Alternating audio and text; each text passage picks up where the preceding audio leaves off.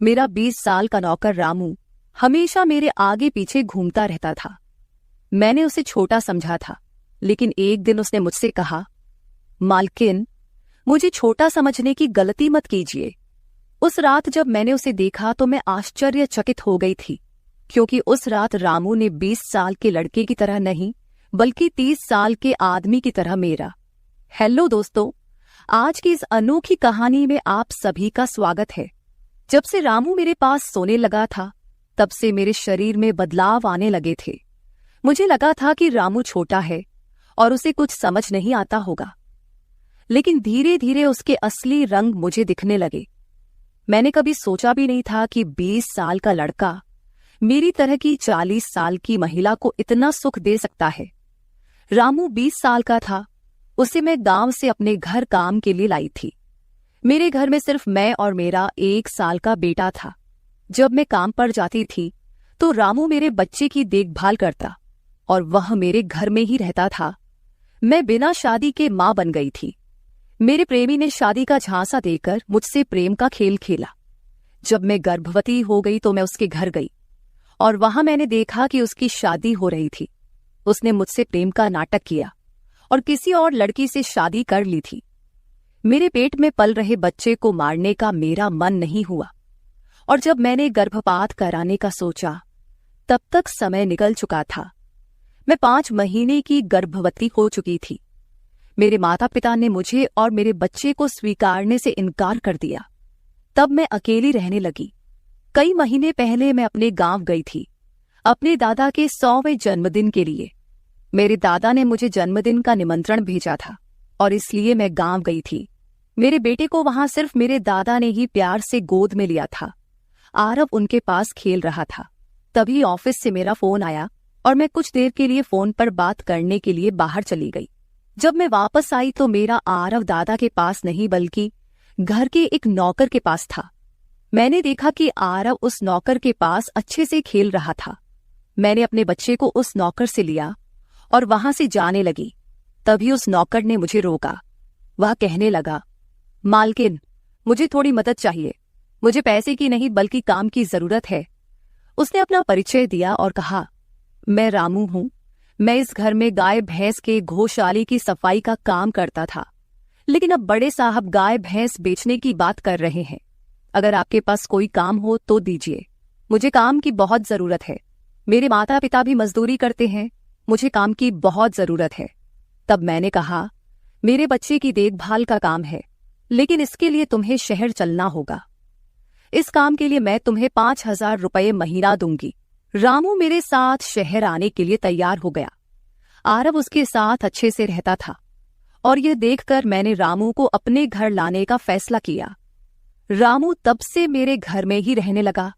उसने कहा कि हर 4 महीने बाद जब थोड़े पैसे जमा हो जाएंगे, तब वह अपने गांव जाएगा। रामू दिन भर मेरे बच्चे की अच्छे से देखभाल करता और घर के कामों में भी मेरी मदद करता।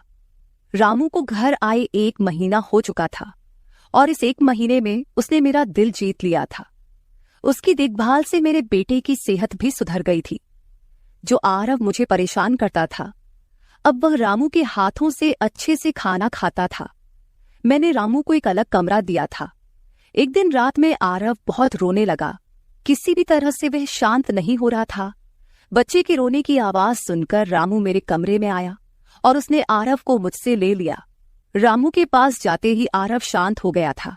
रात बहुत हो चुकी थी।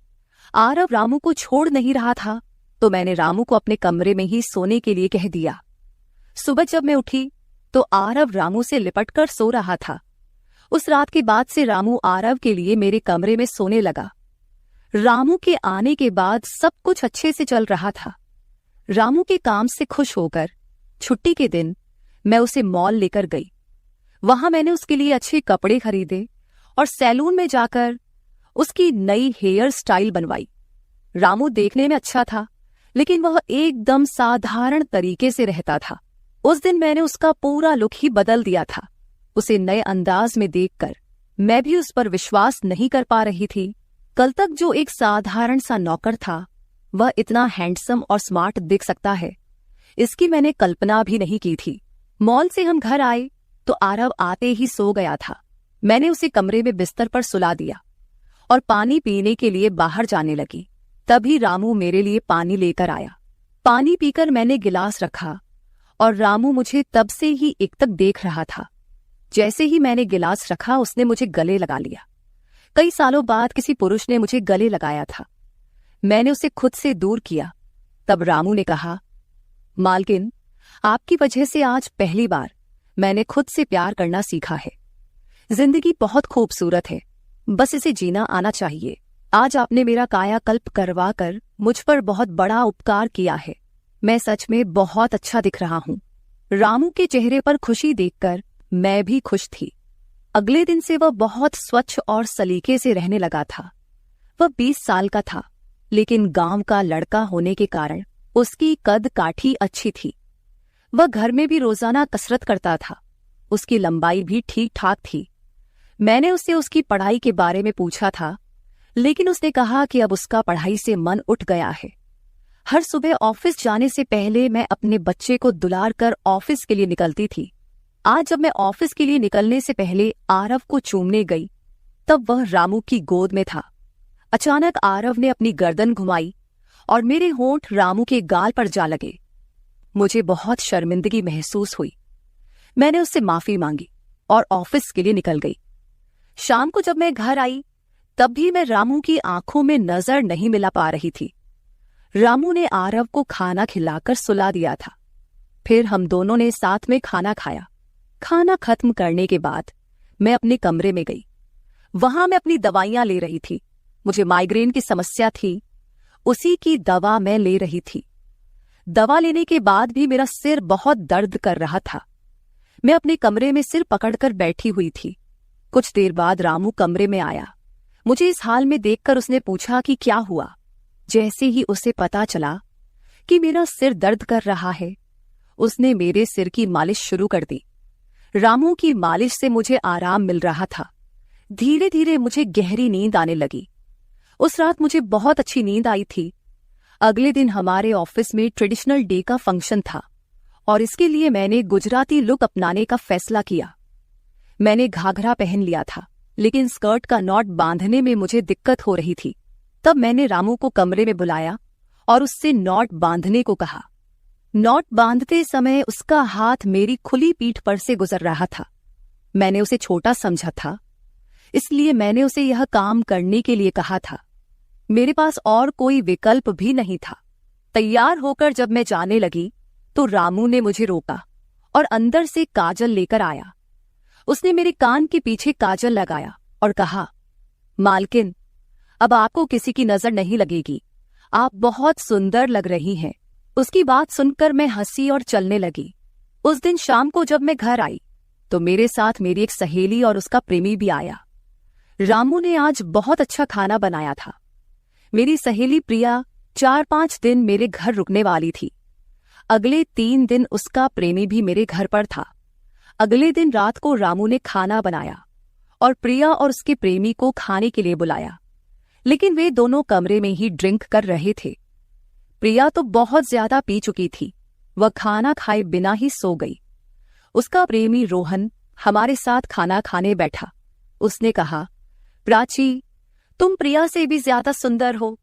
रोहन के बोलते ही रामू उसे गुस्से से देख रहा था। खाना खत्म करने के बाद रोहन अपने कमरे में चला गया। उसके जाते ही रामू मुझसे कहने लगा, मालकिन, आपके ये कैसे दोस्त हैं? मुझे उस आदमी की बात बिल्कुल भी अच्छी नहीं लगी। तब मैंने रामू से कहा, मैं तुझे घर के सदस्य की तरह मानती हूँ। इसका यह मतलब नहीं कि तू मेरे मेहमानों से कुछ भी कहे। तेरा काम है आए हुए मेहमानों की सेवा करना, इसलिए तू सिर्फ वही कर। बाकी मुझे कुछ सिखाने की जरूरत नहीं। रामू को डांट कर मैं अपने कमरे में चली गई। मैंने उसे डांट दिया था, फिर भी वह मेरे लिए पानी लेकर आया। तब मैंने अपनी दवा ली और पानी पीकर सो गई। आज रामू मेरे कमरे में सोने नहीं आया था, ऐसा मुझे लगा। लेकिन सुबह जब मेरी आंख खुली, तो मैंने उसे अपने बगल में पाया। सुबह मेरी आंख खुली तो मेरे सामने प्रिया थी। वह बहुत गुस्से में लग रही थी। रामू को मेरे सामने लाया गया। उसके हाथ में प्रिया की ओढ़नी बंधी हुई थी। प्रिया ने कहा, तुम्हारे इस देहाती नौकर ने मेरे प्रेमी का हाथ तोड़ दिया है। रामू बस सिर हिलाता रहा और बोला, मालकिन, मैंने कुछ भी नहीं किया। रात को रोहन साहब नशे में थे, तभी उनका संतुलन बिगड़ गया होगा और वे गिर गए होंगे। रामू भला रोहन साहब पर हाथ क्यों उठाएगा? प्रिया अब भी नशे में लग रही थी, ऐसा मुझे लगा। रामू ने मेरे लिए उन दोनों से माफी मांगी। प्रिया और रोहन तभी वहां से चले गए। रामू मुझसे भी माफी मांगने लगा। मुझे पता था कि उसने कुछ नहीं किया था। आज मैंने छुट्टी ली थी क्योंकि कई दिनों से मैं बहुत व्यस्त थी। आज सोचा कि खुद के लिए थोड़ा समय निकालूं। नाश्ता करने के बाद मैं फिर से 1 घंटे के लिए सो गई। आरव भी मेरे साथ सो गया था। उठने के बाद मुझे 1 कप चाय की जरूरत महसूस हुई। मैं रामू को चाय बनाने के लिए पुकार रही थी, लेकिन उसकी तरफ से कोई जवाब नहीं आ रहा था। उसे ढूंढते ढूंढते मैं उसके कमरे में गई। वहां जाकर देखा कि रामू अभी अभी नहाकर बाथरूम से बाहर आया था। उसने शर्ट नहीं पहनी थी। मैंने पहली बार उसे इस तरह देखा। रामू का शरीर बेहद मजबूत था। उसका शरीर किसी योद्धा की तरह दिख रहा था। मैं उसे टकटकी लगाकर देख रही थी। मुझे उस वक्त कोई होश नहीं था। कई सालों बाद मैं किसी जवान पुरुष को इस तरह बिना कपड़ों के देख रही थी। मैं उसे टकटकी लगाए देख रही थी। तभी रामू ने मुझे आवाज दी। वह मेरे सामने शर्ट पहनकर खड़ा था, फिर भी मैं अपनी सुध-बुध खोए उसे देख रही थी। उसने मेरी आंखों के सामने चुटकी बजाई। तब मैं होश में आई और उससे कहा कि मेरे लिए चाय बना दे। आज घर में ही थोड़ा खुद का स्किन केयर करने का सोचा, इसलिए दोपहर के समय मैं अपने कमरे में अपना पार्लर चलाने लगी। उस समय मैंने शॉर्ट्स और गाउन पहन रखा था और मैं अपने पैरों का वैक्सिंग कर रही थी। वैक्सिंग करते समय गलती से मैंने थोड़ा ज्यादा गर्म वैक्स अपने पैर पर लगा लिया, जिससे जलन हुई और मेरे मुंह से तेज आवाज निकल गई। मेरी आवाज सुनकर रामू दौड़ता हुआ मेरे कमरे में आया। उसने मेरे जले हुए पैर को देखा। उसने मेरे पैर से गर्म वैक्स हटाया और वहां क्रीम लगा दी। उसके हाथ बार बार मेरे पैर पर अनजाने में फिर रहे थे और उस वक्त मेरे मन में जो भावनाएं उत्पन्न हो रही थीं, उन्हें व्यक्त करना मेरे लिए मुश्किल हो रहा था। रामू की नजर मुझ पर पड़ते ही मैं दर्द से कराह उठी। मुझे इस हालत में देखकर उसने कहा, बाई साहब, अब आप बस आराम से लेट जाइए। आपको जो भी करना है मुझे बताइए, मैं आपकी मदद कर दूंगा। मैंने उसे मेरे दूसरे पैर का वैक्सिंग करने को कहा। रामू ने जैसा मैंने बताया वैसा ही किया। उसने मेरे चेहरे की मसाज भी कर दी। उसके स्पर्श से मुझे बहुत आराम मिला। आज का छुट्टी का दिन मेरे लिए आरामदायक बीता। रामू में हर गुण भरा हुआ था। वह किसी भी काम में पीछे नहीं था। आज रात मैंने उसे मेरे कमरे में सोने के लिए मना कर दिया। दिन भर मैं घर में नहीं होती, कम से कम रात को तो मुझे मेरे बच्चे के साथ अकेले समय बिताना चाहिए। हर बार रामू का आना मुझे पसंद नहीं था, इसलिए मैंने उसे कमरे में सोने के लिए मना कर दिया। इस तरह दिन बीतने लगे। कुछ दिनों तक रामू के बिना आरव रात को सो नहीं पाता था, लेकिन धीरे धीरे उसने रोना बंद कर दिया। मुझे अपने अंदर कुछ बदलाव महसूस होने लगे थे। सुबह उठते ही मेरा शरीर बहुत दुखने लगता था। अचानक ये सब क्यों हो रहा है, समझ नहीं आ रहा था। कुछ दिनों में मेरी शारीरिक पीड़ा इतनी बढ़ गई कि मुझे बिस्तर से उठने की भी इच्छा नहीं होती थी। तब मैंने ऑफिस से 1 हफ्ते की छुट्टी ले ली। कुछ दिनों आराम किया, शायद थोड़ा ठीक हो जाऊं। अब पूरा वक्त आरव रामू के साथ रहता था। जब उसे भूख लगती तो वह बीच बीच में मेरे पास आ जाता। आज मैं अपनी कमर पकड़कर बैठी थी।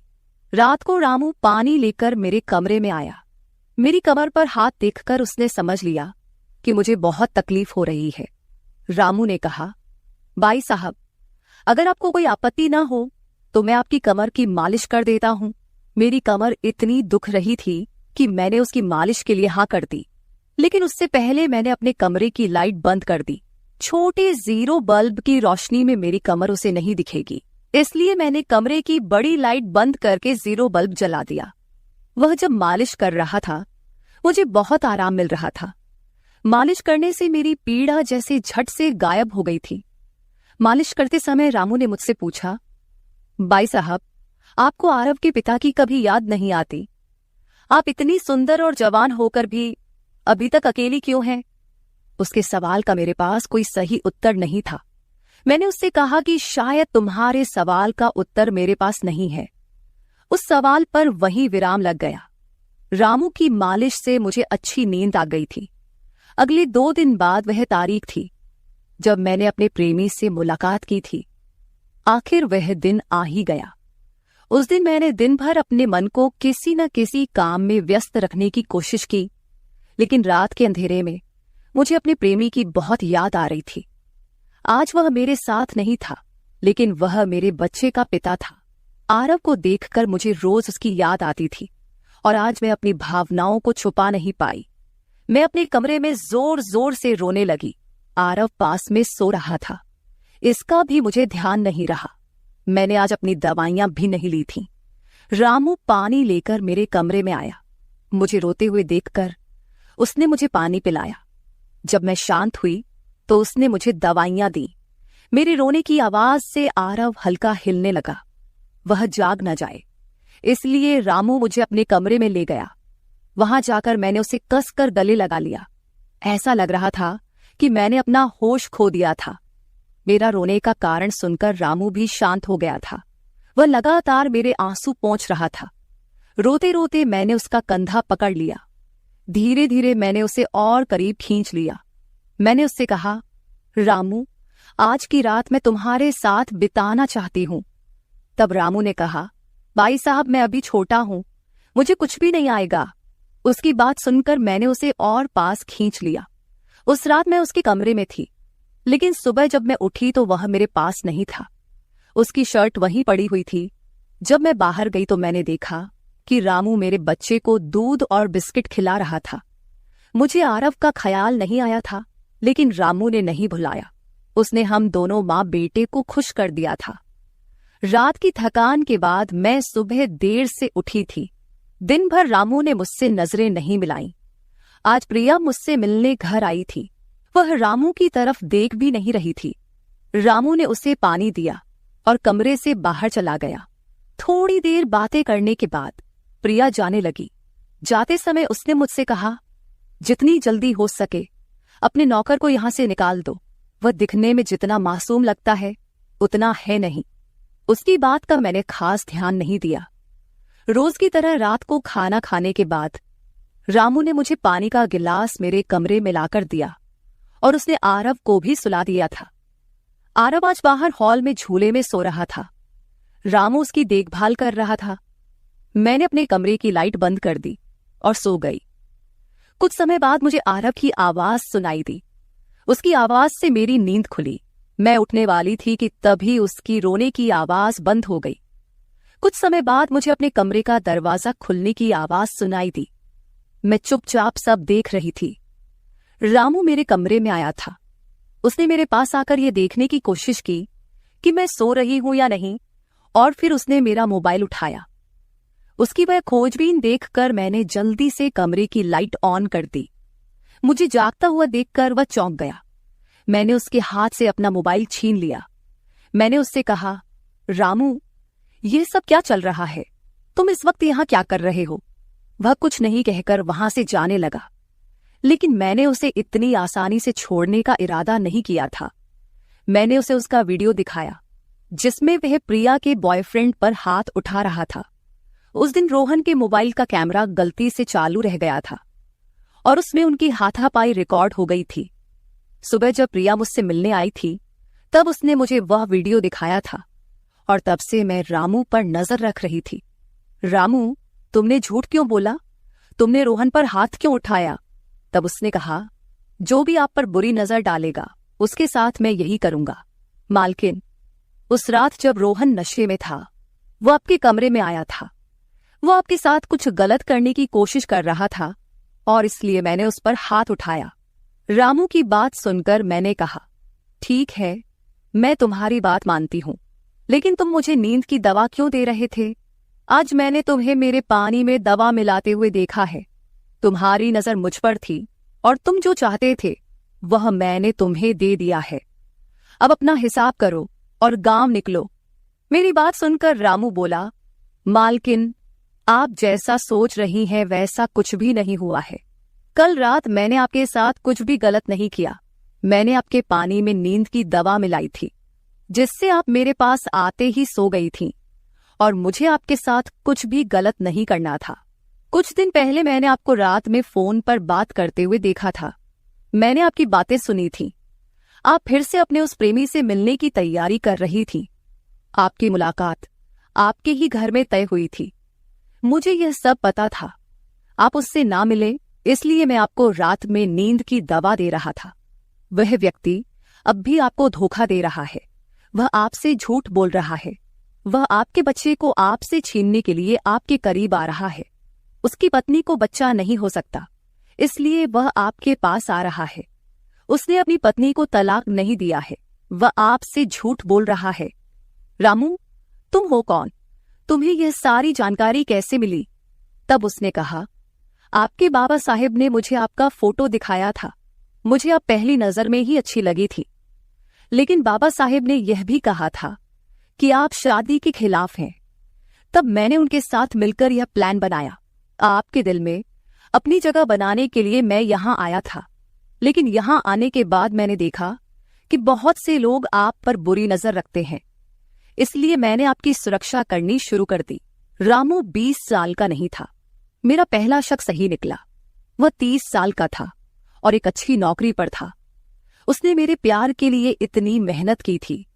रामू ने मेरे प्रेमी के बारे में जो भी कहा था वह सब सच था। रामू ने मेरे प्रेमी की सारी जानकारी सही निकाली थी। रामू जैसा ईमानदार पति और मेरे बच्चे का पिता मिलना मेरे लिए बहुत बड़ी बात थी। मैं अपने प्रेमी के धोखे के जाल में फंसने से बच गई थी। आज मैं विक्रांत उर्फ रामू के साथ बहुत खुश हूं। वह मुझसे और मेरे बच्चे से बहुत प्यार करता है। मेरे बाबा साहिब की वजह से आज मेरा परिवार शुरू हुआ। मुझे रामू जैसा पति मिला, ये मेरा सौभाग्य था। दोस्तों, जो आपसे सच्चा प्यार करता है वह किसी भी कठिनाई में आपका साथ नहीं छोड़ता। रिश्ते निभाने वाले को किसी वजह की जरूरत नहीं होती, और रिश्ते तोड़ने वालों के लिए एक बहाना भी काफी होता है। तो दोस्तों, ये थी हमारी आज की छोटी सी कहानी। आपको ये कहानी कैसी लगी कमेंट करके जरूर बताएं। अगर आप ऐसी ही और भी इंटरेस्टिंग कहानियां सुनना चाहते हो तो चैनल को सब्सक्राइब जरूर कर ले और बेल नोटिफिकेशन ऑन कर ले, ताकि आपको मेरी आने वाली हर वीडियो समय से मिल सके। कल मिलेंगे एक और वीडियो के साथ। धन्यवाद।